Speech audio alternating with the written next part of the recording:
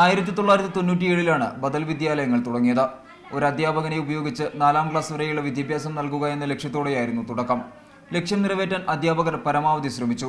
ഇതിന്റെ ഫലം വിദ്യാർത്ഥികൾക്ക് ലഭിക്കുകയും ചെയ്തു. എന്നാൽ ഓരോ വർഷം കഴിയുന്തോറും വിദ്യാർത്ഥികളെയും അധ്യാപകരെയും മറന്ന നിലപാടാണ് സർക്കാരുകൾ സ്വീകരിക്കുന്നത്. ഈ വർഷം സ്കൂളിന്റെ പ്രവർത്തനങ്ങൾക്കായി നൽകിയ ഫണ്ട് ഒക്ടോബറിൽ തീരും. തുടർന്ന് എന്ത് ചെയ്യണമെന്ന് അധ്യാപകർക്കറിയില്ല.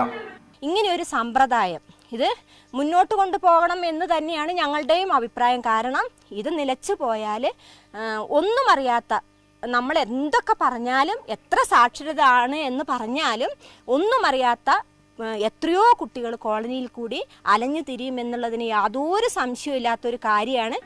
ആദ്യകാലങ്ങളിൽ അധ്യാപകർക്ക് പരിശീലനം നൽകിയിരുന്നു. ഇപ്പോൾ അതുമില്ല.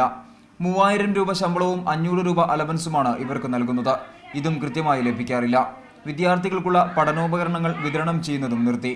വയനാട്ടിൽ മാത്രം 41 ബദൽ വിദ്യാലയങ്ങളുണ്ട്. 1000-ഓളം വിദ്യാർത്ഥികൾ പഠിക്കുന്നു.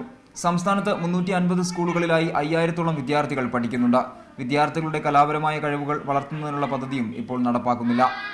ഉൾനാടൻ ഗ്രാമങ്ങളിൽ വിദ്യാഭ്യാസം എത്തിക്കുക എന്ന ലക്ഷ്യത്തോടെയാണ് ആൾട്ടർനേറ്റ് സ്കൂളുകൾ തുടങ്ങിയത്. എന്നാൽ സർക്കാർ തുടരുന്ന അവഗണനയിൽ ഇരുട്ടിലാവുന്നത് ഈ വിദ്യാർത്ഥികളുടെ ഭാവിയാണ്.